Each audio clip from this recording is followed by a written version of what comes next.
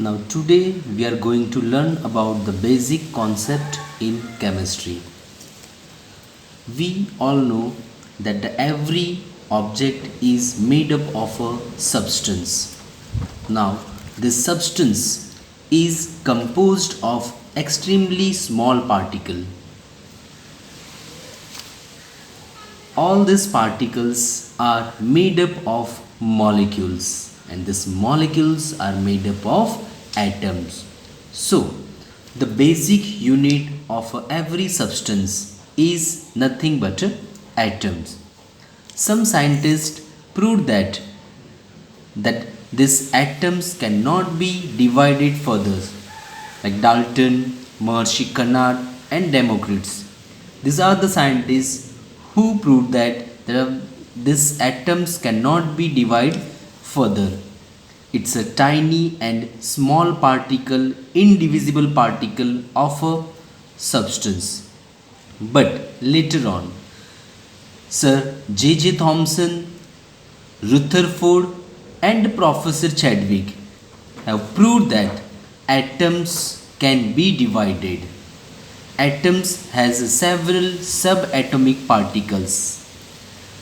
The three main subatomic particles of the atoms are electron, proton and the neutron. Now, let us study about electron, proton and neutrons. So these are the three main subatomic particles of every atom. So atom is composed of now electron, proton and neutron. Now these electrons are the negatively charged particles, protons are positively charged particles and the neutrons they do not carry any kind of a charge, therefore they are chargeless. We can say they are neutral. Now electrons are revolved around the nucleus, whereas protons they are stable in the nucleus. Similarly, neutrons are also stable in the nucleus. So out of three, neutrons and protons they are stable in the nucleus and the electrons are revolved around the nucleus.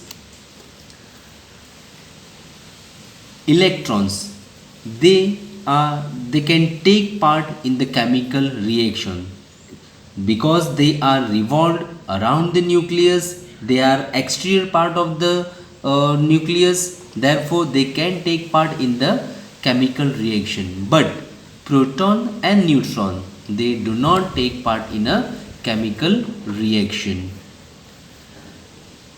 If we compare the mass of all three, electrons are lightest among all, whereas proton and neutrons are heavier than electrons.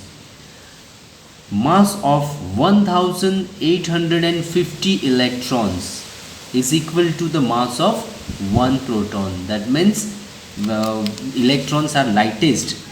If we compare the mass of electron with a proton, if we gathered 1850 electron, then the mass of this much of electrons is equal to the mass of 1 proton.